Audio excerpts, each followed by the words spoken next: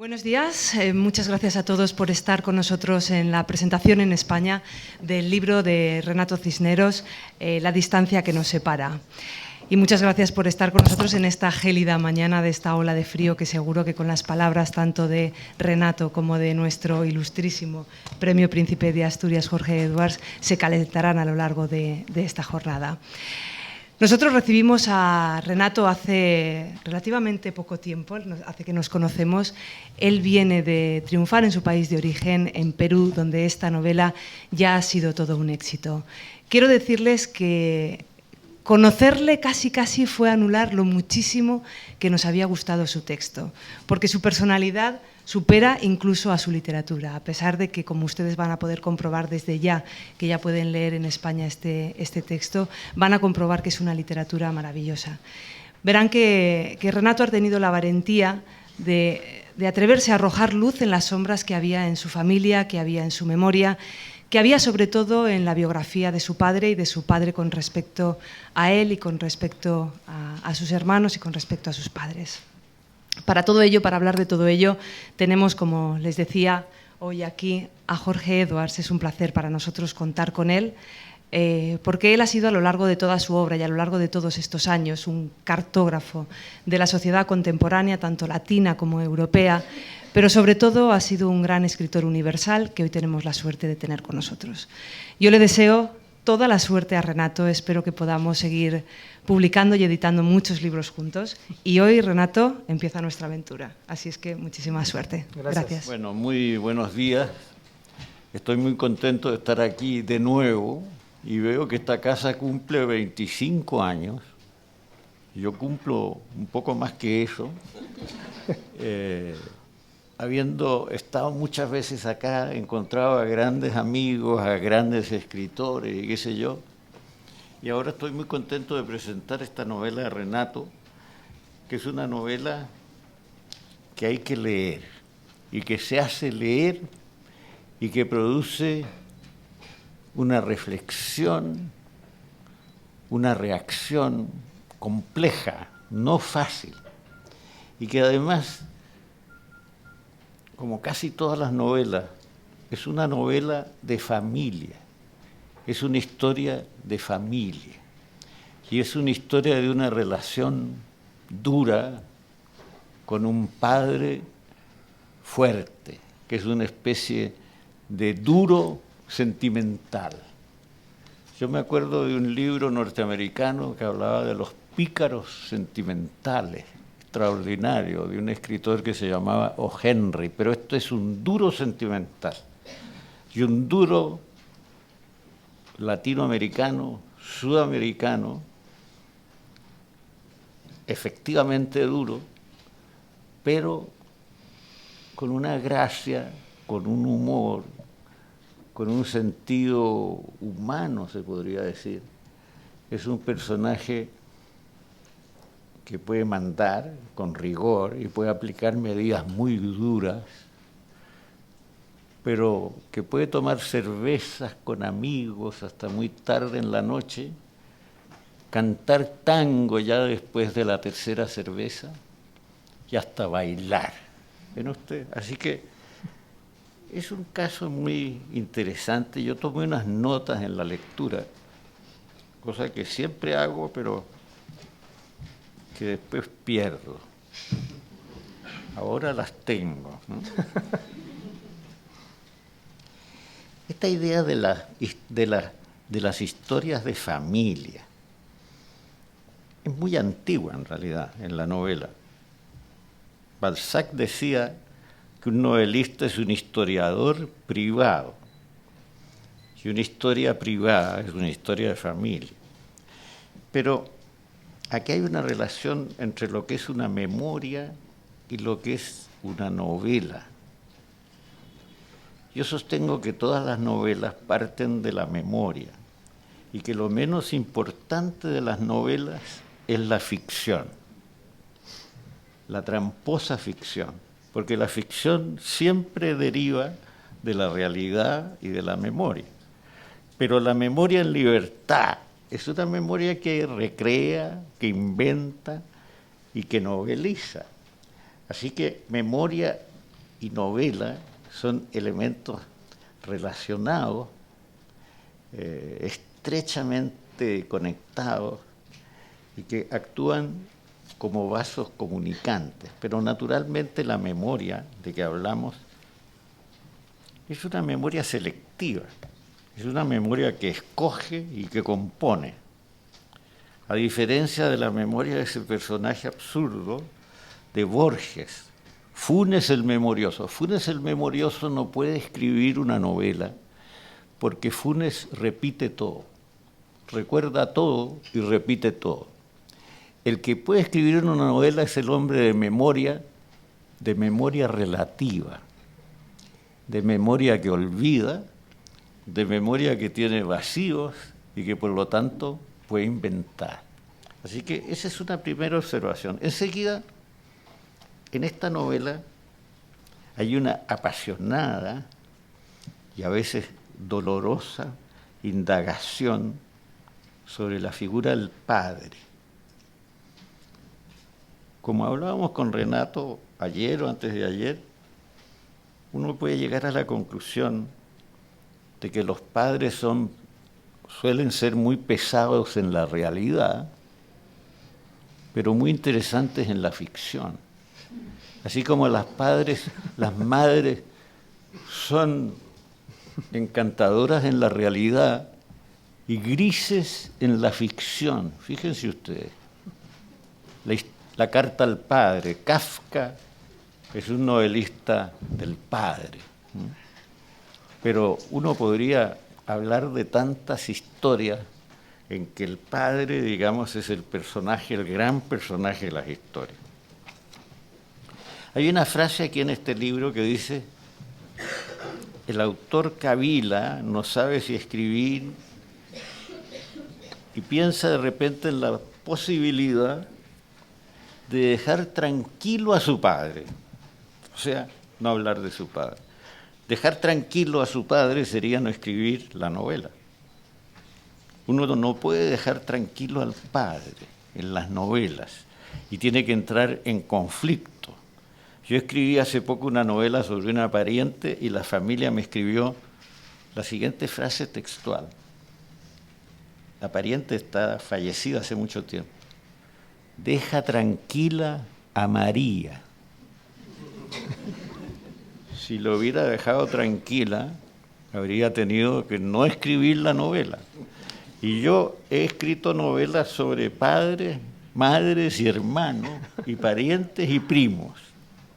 Y también sobre personas del otro mundo, del exterior, y sobre personas absolutamente inventadas. Pero eso es el trabajo nuestro.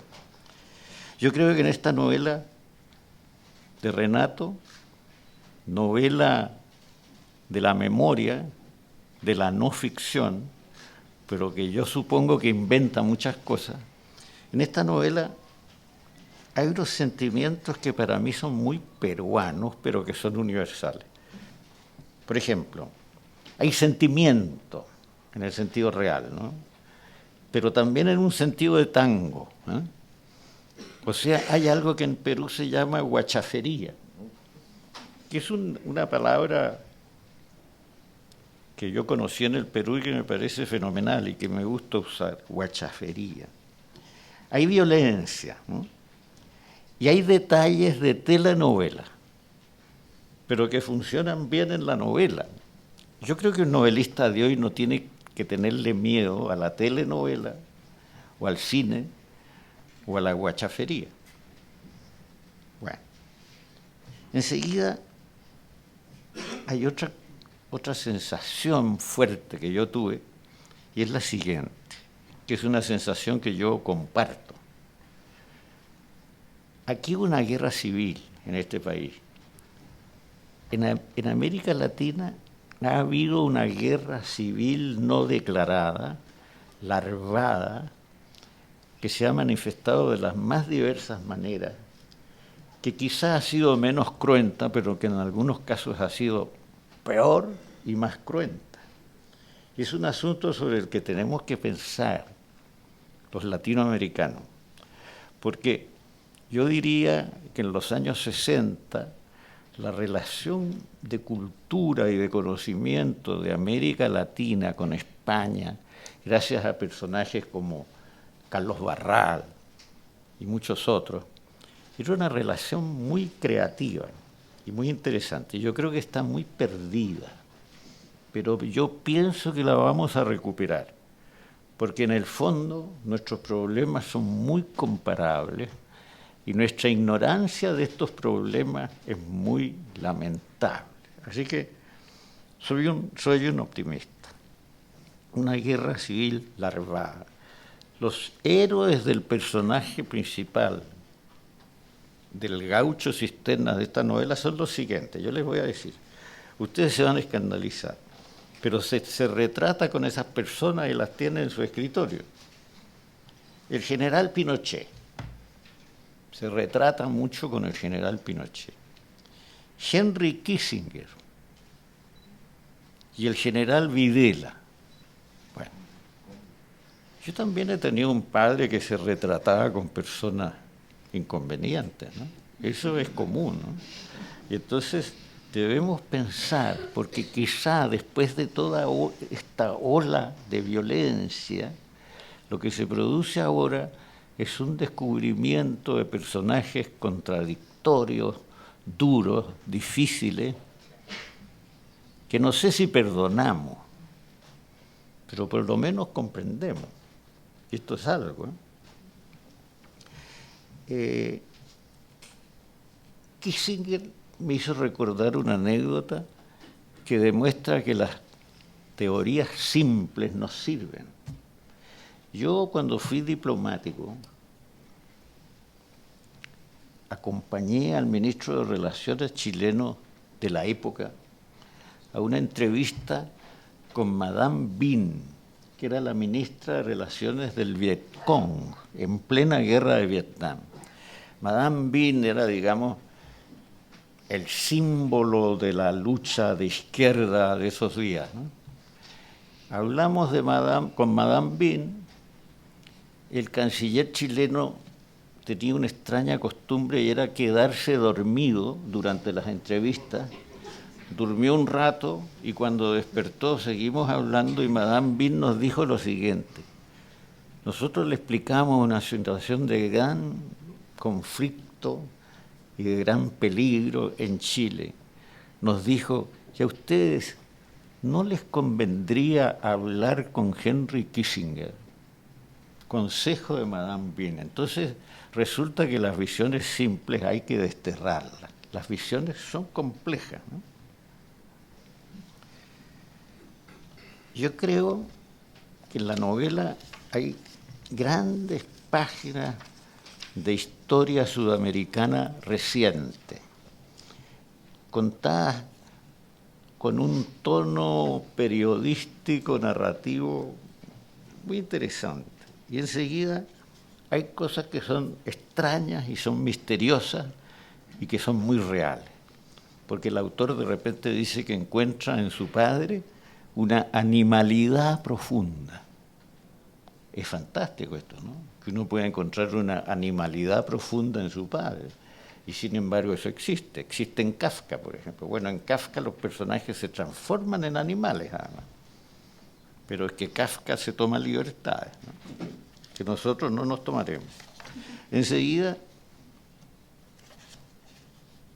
hay un tono elegíaco frecuente, un interesante tono elegíaco, el tono con que se retrata a un duro sentimental, ¿no? Pero yo me pregunto lo siguiente, finalmente, después de todo lo que ha pasado, y si se asimila toda la experiencia, y se la asimila con veracidad, ¿puede un novelista de hoy escribir sin contradicción? Yo creo que no puede. Yo creo que no puede. Ahora, si lo vemos de cerca, hasta Adolfo Hitler era un duro sentimental. Así que el asunto es complicado. Pero yo creo que aquí, en esta novela, el hijo se transforma en el padre literario. El hijo inventa la novela del padre, crea al padre, y la escritura del hijo se transforma en una escritura sobre el padre y a propósito del padre. Yo creo que hasta aquí puedo llegar, porque se podrían decir más cosas, pero ¿para qué, no?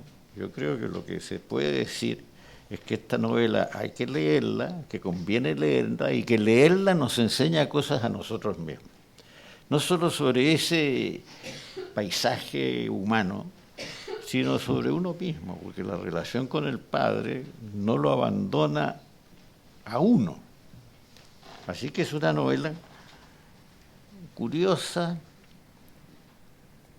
postmoderna en cierto modo, porque es una novela de lo que ocurre después. Es una novela que no es una novela del boom, es una novela del post-boom. Los grandes cuadros sociales de la vieja novela aquí son cuadros humanos, personales, duros, contradictorios, con elementos patéticos y con unos finales elegíacos muy interesantes. Entonces yo le quiero hacer una pregunta ahora a Renato, para terminar y para darle la palabra a Renato, ¿no? La pregunta es la siguiente. Se decía, y dicen que lo decía Gustave Flaubert, después de la publicación de Madame Bovary soy yo. Entonces yo le pregunto a Renato si él podría decir que el gaucho Cisneros soy yo. Como quien hace un poco de tiempo para pensar en una buena respuesta, quiero agradecerle a la Casa de América por abrirnos las puertas para esta presentación, a la Editorial Planeta, a Raquel y a todo su equipo por creer en la novela, por apostar por ella, y a Jorge, por supuesto, por su entusiasmo con el libro, por acompañarme. Para mí es un honor que él esté en esta mesa. Muchas de sus novelas, yo en determinados momentos de mi vida sentí que me representaban como lector, desde Persona non grata, El inútil de la familia, y la más reciente, que la recomiendo muchísimo, La última hermana. Fueron libros que me enseñaron a querer a Edwards como quiere un lector a un autor que no conoce. Por eso el día que el escritor y amigo Jorge Eduardo Benavides me lo presentó, para mí era un momento muy raro y altamente significativo. Y creo que no se lo he dicho hasta ahora en ninguna de las conversaciones y almuerzos que hemos tenido, no porque estuviese estratégicamente calculando este momento para decírtelo, pero para mí es muy importante que tú estés aquí, Jorge, y te agradezco nuevamente el interés y el entusiasmo en el libro. Respecto de la pregunta,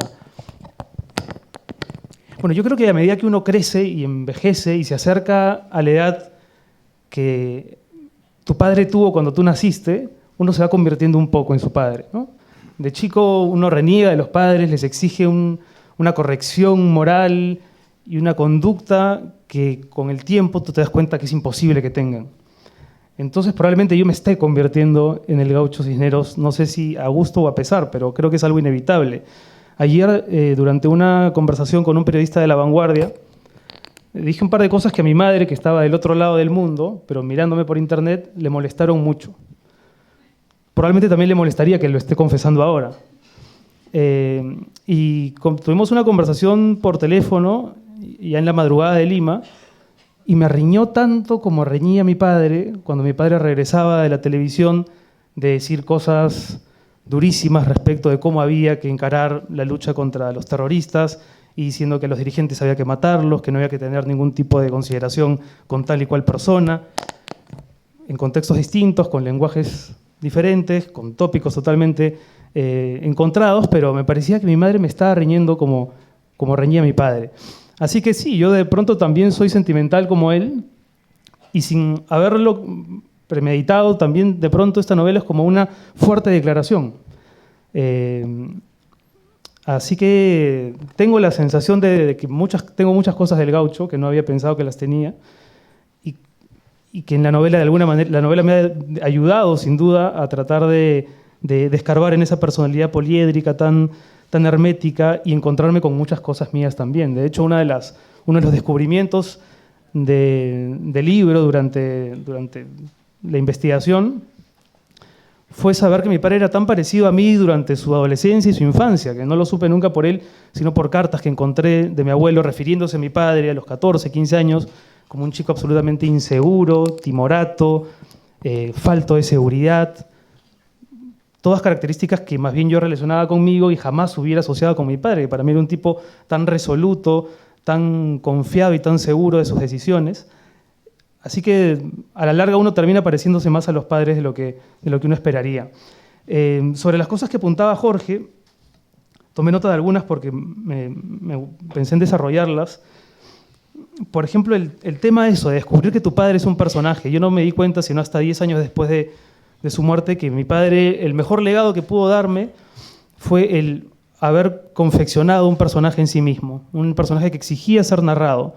En mis primeros poemas él aparecía, a veces explícitamente, a veces más como una sombra o como un recuerdo, y sin embargo el personaje no se agotaba, exigía otro tipo de narración, otro tipo de lenguaje, que yo encare su figura, su recuerdo de otra manera.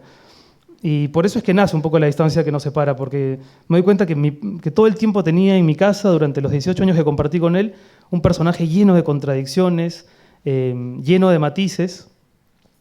Y finalmente la novela es su historia, pero también es la historia de este hijo que intenta encontrar un poco su lugar en el mundo a partir de lo que va descubriendo sobre este Gaucho Cisneros, que es, como bien contaba Jorge, un militar, por un lado, que ha diseñado un personaje público. El criadero de mi padre es la Escuela Militar Argentina. Él nace y crece en Buenos Aires porque mi abuelo lo había deportado la dictadura de Leguía. Entonces él crece con esos militares que con los años se convierten en los monstruos de la dictadura. Yo siempre pienso cómo habrán sido los recreos de esos niños, Videla, Galtieri, Viola, cuando jugaban a las escondidas, cómo habrá sido eso, no quiero ni imaginarlo. Pero sin duda él crece con esos hombres, él entiende la vida como lo entienden esos hombres, y una de las preguntas que me queda y que felizmente no voy a tener que contestar es qué hubiera ocurrido si mi padre nunca volvía al Perú. Sin duda hubiese tenido algún cargo dentro de la Junta Militar Argentina, no sé qué tan protagónico, pero seguramente cargaría con muchos muertos en su conciencia. Cuando los militares argentinos son puestos en el banquillo de los acusados, él escribe, el Gaucho, mi padre, una serie de manifiestos a favor de estos argentinos, dando a entender que lo que hicieron estuvo mal, pero que son valientes por asumir sus responsabilidades. Hace 2 días, una de las noticias más importantes en el Perú, que rebotó en buena parte del mundo, es que la justicia italiana, una sala penal de la justicia italiana, ha encontrado culpables, sancionándolos y condenándolos a cadena perpetua a 3 militares peruanos que participaron de la Operación Cóndor. El expresidente Francisco Morales Bermúdez, el exministro del Interior Pedro Richer y un general más cuyo nombre no recuerdo. A mí todo me hace indicar, por testimonios que recogí, por datos que encontré, que mi padre pudo haber participado también de la Operación Cóndor. Él era jefe del Estado Mayor del Ejército, tenía mucho contacto con los argentinos, era el interlocutor natural con los argentinos. Francisco Pardo Morales Bermúdez creció, yo crecí viéndolo en mi casa, era mi tío Pancho Morales.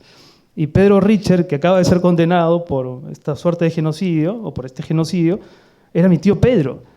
Entonces yo veo esta noticia, pienso en mi padre y claro, son sentimientos absolutamente encontrados. Me alegra enormemente que la justicia haga su trabajo y que sancione a los responsables y que castigue a los asesinos, aun cuando esos asesinos hayan tenido un contacto tan cercano con uno, ¿no? Hay un episodio que también constituyó un hallazgo importante y que creo que revela cómo hay libros que significan pugnas, ¿no? Para mí este libro fue una lucha entre el hijo y el escritor. Habían cosas que el hijo encontraba que le parecían abominables, abyectas, censurables, pero que para el escritor eran combustible, eran petróleo, eran fascinantes precisamente porque eran dramáticas. En la casa en la que yo crecí, en un barrio llamado Monterrico, en una casa grande, mi padre ocultó a uno de los militares argentinos que escapaba de la justicia de su país. Yo tendría, no sé, 11 o 12 años en esa época. Pero yo nunca supe de esto hasta muchos años después, durante mis pesquisas para escribir el libro. Entrevistando a mi madre, porque ese fue otro otra de las cosas que tuve que hacer, entrevistar a mis parientes, que no es nada fácil, ¿eh? Uno crece escuchando los relatos de los parientes sobre la familia, sobre el padre, y uno hace suyos esos relatos, y uno no los cuestiona. En realidad uno no los debería cuestionar, hasta que algo ocurre en la vida de uno que lo lleva a cuestionar.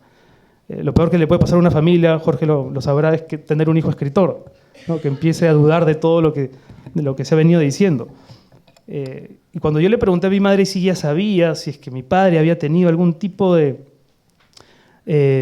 cercanía con los militares argentinos después de que la justicia allá los hubiese juzgado, ella me confesó que mi padre había ocultado a uno en la casa. Esto en medio de un almuerzo, los dos solamente. Y yo le dije, ¿recuerdas el nombre de ese argentino, algún apellido? Y me dijo, le decían Pajarito Suárez. Entonces yo empecé a buscar en Google mientras ella seguía comentando, Pajarito Suárez, Argentina, ejército, etc. Y de pronto me encuentro con un apellido que es Suárez Mason. Más tarde, si quieren, pueden poner en Google Suárez Mason. Y yo le digo, ¿no será Suárez Mason, mamá? Y ella me dice, él, Pajarito Suárez Mason. Le digo, bueno, no le decían Pajarito. Su apodo oficial es el carnicero del Olimpo, porque había estado a cargo de una serie de campos de concentración en una provincia argentina. Pero bueno, el Gaucho Cisneros tiene, por supuesto, esa dimensión telúrica, difícil, de este militar que construye un personaje público, como decía, que está convencido de que alguien en el ejército tenía que asumir una vocería directa para poder afectar psicológicamente al enemigo. Esa era su línea de pensamiento.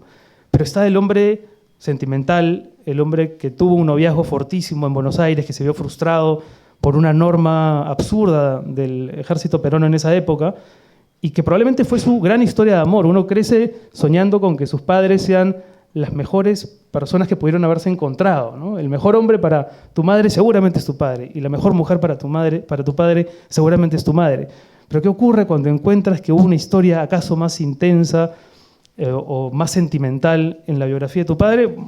Bueno, viajas a esa ciudad, como yo viajé, a tratar de conocer a esta mujer y a que me cuente cosas de ese padre que yo no había conocido. Así que cuando me encuentro con todos estos matices del personaje, hago una primera lista de gente que tengo que entrevistar, y este es uno de esos libros que uno los acaba para que el libro no acabe con uno, ¿no?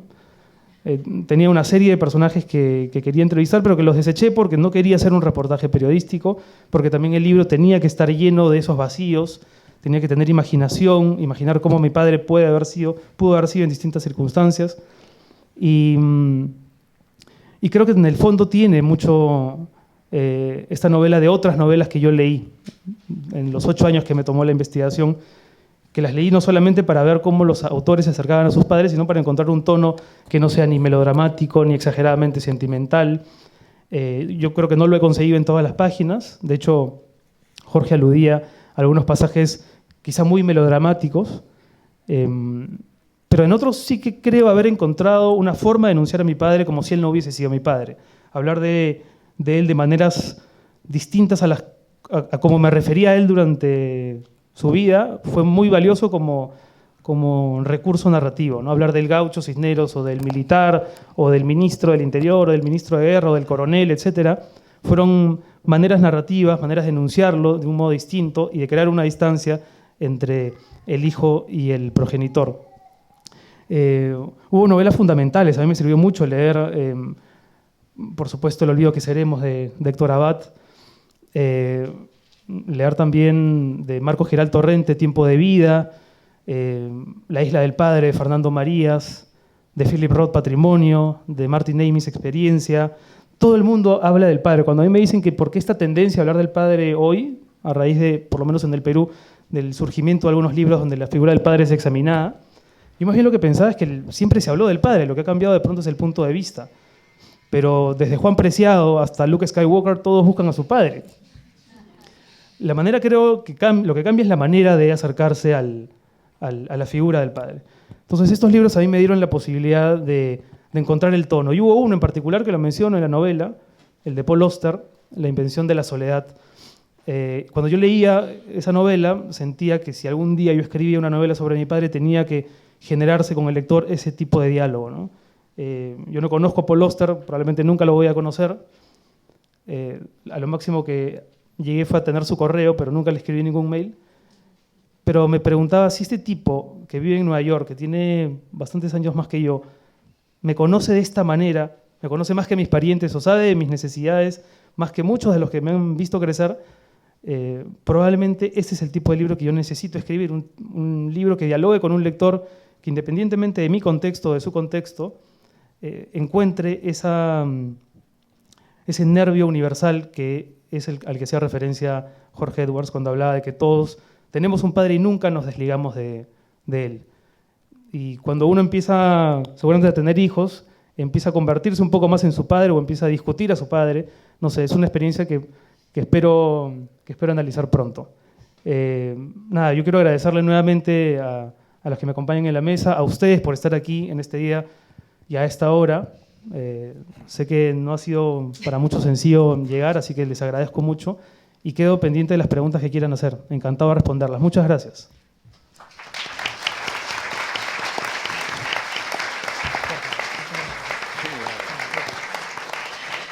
Muchas gracias a ti, Renato, y muchas gracias, por supuesto, también a Jorge. No sé si quieren hacer alguna pregunta en este momento.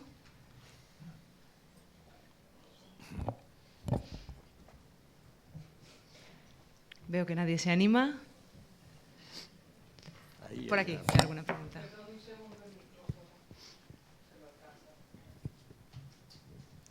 Renato, felicitaciones en primer lugar. Y en segundo lugar, ¿crees que necesitas otra novela terapéutica para resarcirte con este pasado que sin duda es tierno, pero a su vez muy duro? Gracias por la pregunta. Cuando yo escribí la novela, mientras la escribía, me obsesioné con este hombre, ¿no? con mi padre, con el Gaucho Cisneros. Y quería saber cómo había sido su relación con mi abuelo, con su padre. Y cuando tuve algunos detalles de esa relación, mi padre nunca hablaba de su padre y cuando hablaba se ponía a llorar. Cuando tuve algunos datos de esa relación quise saber cómo había sido la relación de mi abuelo con el suyo. Y luego de mi abuelo con su padre y así hasta lo más atrás que pudiese llegar en mi intrincado árbol genealógico. Y lo que encontré fue algo fascinante, que mi tatarabuelo fue un cura, fue un sacerdote, llamado Gregorio Cartagena. Ya desde el nombre exige una novela, ¿no? Entonces, claro, la novela que estoy terminando y que se publicará en julio este año es la novela en la que cuento la historia de este cura y cómo sus hijos no tienen su apellido. O sea, yo debería apellidarme Cartagena. Debería tener una orquesta de salsa o algo así, ¿no? Con ese apellido. Y sí, sin duda, ¿no? Sin duda es la novela que me toca escribir, precisamente para intentar asumir el desafío del ejercicio que tú planteas, ¿no? Poder remover la historia familiar, ¿no? Que es una cosa que no es que yo haya elegido hacerlo.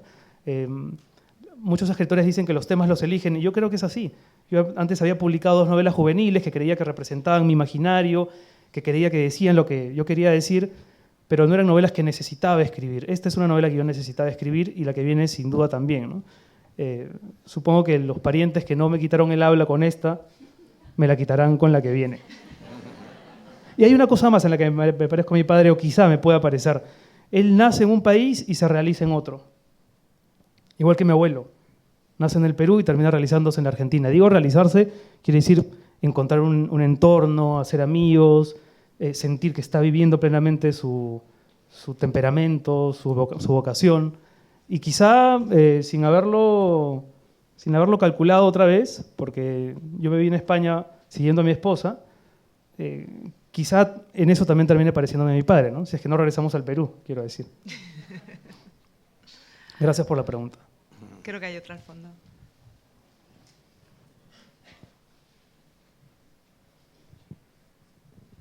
Muchas gracias por su novela. Permítame un comentario más que pregunta, pero va a ser breve. Me ha recordado cuando hablaba cómo los griegos, para los griegos era muy importante la pregunta ¿a qué linaje perteneces?, ¿no? Porque querían saber de dónde venían. Y cómo Ulises, por ejemplo, no tenía, en la Ilíada o la Odisea sobre todo, no tenía un linaje noble porque él era nieto de un ladrón y su padre era dudoso. Y frente a Agamenón o a Néstor, todos estos importantes, ¿no? Es casi el problema de la identidad, o sobre todo eso, conocer el linaje, que suena un poco grandilocuente, pero es verdad que conocer los ancestros o los antepasados es importante. Gracias. Gracias por el comentario. De hecho, la búsqueda del origen yo creo que es, para cualquier autor, cada uno lo resuelve de maneras distintas, pero es como un nervio persistente en su obra. Y la familia en general es una estructura muy seductora para cualquier escritor. Y yo creo que hay 3 razones básicamente por las que eso ocurre. Por un lado, la familia es una estructura un tanto autoritaria. Uno llega al mundo y se encuentra con este sistema en el que ya hay roles definidos, en el que hay una normativa a la que uno tiene que aclimatarse, independientemente de los sentimientos que uno desarrolle con esa familia. Puedes quererlos, odiarlos, resistirlos, pueden resultar entrañables, pero hay una estructura a la que uno llega, ¿no? A la que uno tiene que acomodarse. Y ahí hay algo de estructura autoritaria, y la literatura se revela ante cualquier forma de autoritarismo, por muy sutil que ésta sea. Sin embargo, y esa es la otra característica de las familias, por qué son tan seductoras como tema, es que esta organización aparentemente tan resuelta, tan orgánica, donde los roles ya están hechos, es absolutamente vulnerable, ¿no? Andrés Newman dice: las familias se envejecen con el tiempo y se desenmascaran cuando la autoridad tambalea. Cuando la autoridad tambalea, uno sabe quién es quién en la familia. Y ese tambaleo puede ocurrir con una muerte, puede ocurrir con el encarcelamiento de alguno de los parientes, con un pariente marginal, un vicio, una enfermedad, un exilio, etc. Y la tercera razón es el misterio, ¿no? Sabemos muy poco de la gente que amamos, sabemos muy poco de la gente con la que crecemos. Uno cree que conoce a sus hermanos porque compartió con ellos unos años en la infancia y otros años en la juventud, pero eso no tiene nada que ver con la complejidad adulta. Uno cree que conoce a sus padres por los relatos que los padres te dan de ellos, pero son relatos muy pasteurizados, ¿no? Muy bien editados. Y por eso es que los escritores nos inmiscuimos en las ranuras difíciles de la intimidad, y a veces ocurre que a uno le toca tener que desmentir todo lo que le han venido contando, ¿no?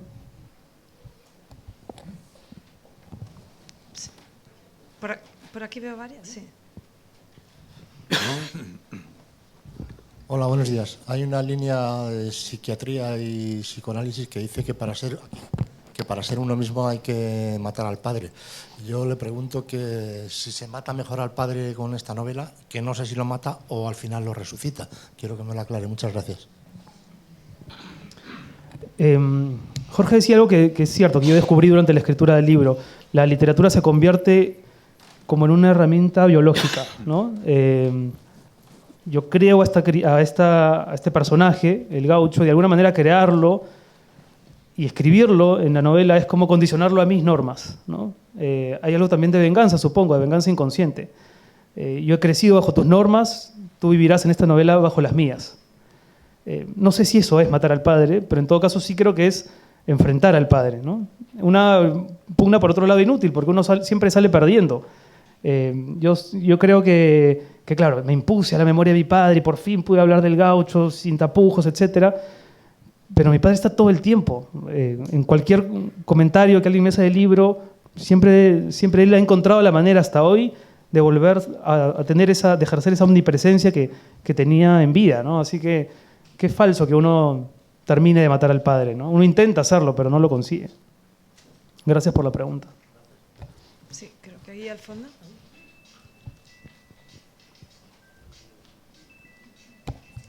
Hola, buenas tardes. Esta novela parece un diálogo muy personal entre usted y su padre. ¿Qué papel le da al lector? ¿Qué quiere que el lector haga con esta novela o qué conclusión va a sacar el lector? ¿Qué le ofrece? ¿Qué le aporta?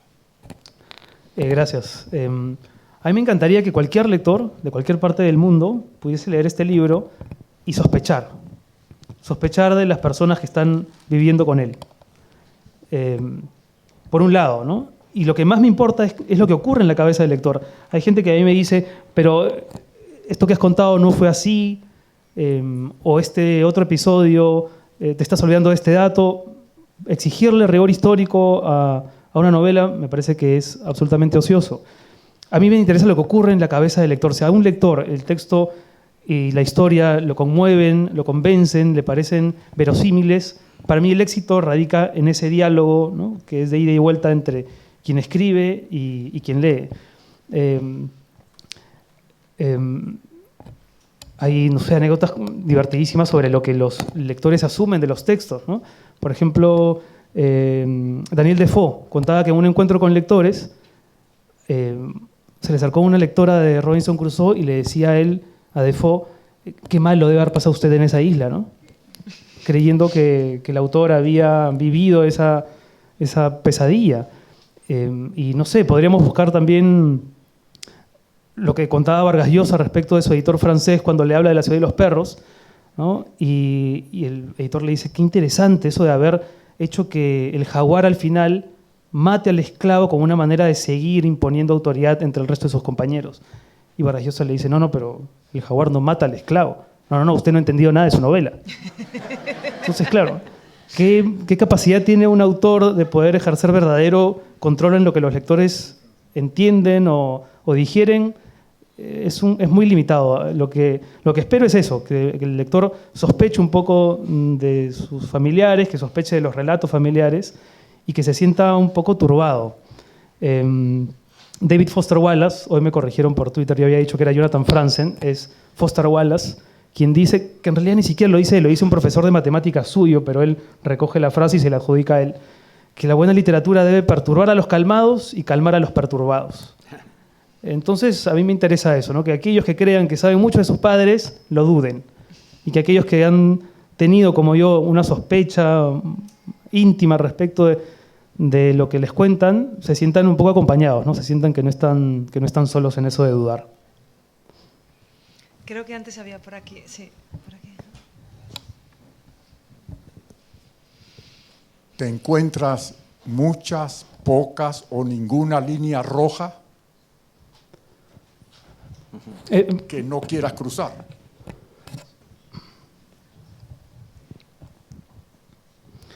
Cuando el libro estaba imprimiéndose en Lima, yo llamé al editor porque mi madre se apareció una noche antes a pedirme que un capítulo en particular lo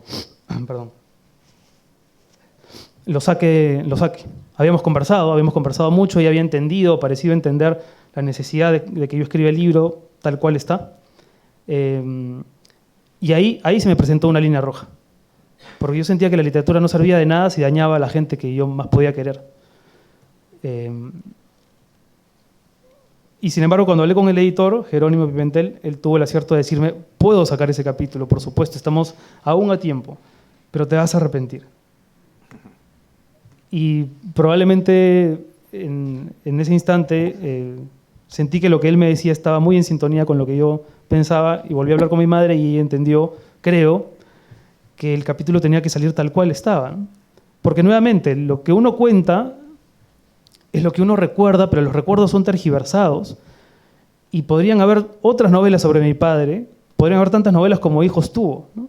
Yo siento que los hijos somos como lámparas que alcanzamos a iluminar un sector del padre, apenas una especie de ángulo, y los otros ángulos nos resultan vedados. No podemos acceder a ellos porque solamente podemos verlo desde el lugar que nos tocó. Yo fui el segundo hijo de su segundo matrimonio. Nací en el año en que hubo el último golpe de Estado militar en mi país.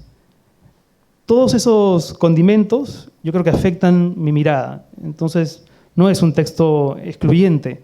Hay otros Gauchos Cisneros, supongo. Mi madre probablemente escribiría otro libro si se animase a escribir. Pero si hubo una línea roja, fue esa. Y ahora ella es la más entusiasta con que el libro tenga acogida y etcétera, lectores, ¿no? ¿Cuál es ese golpe militar?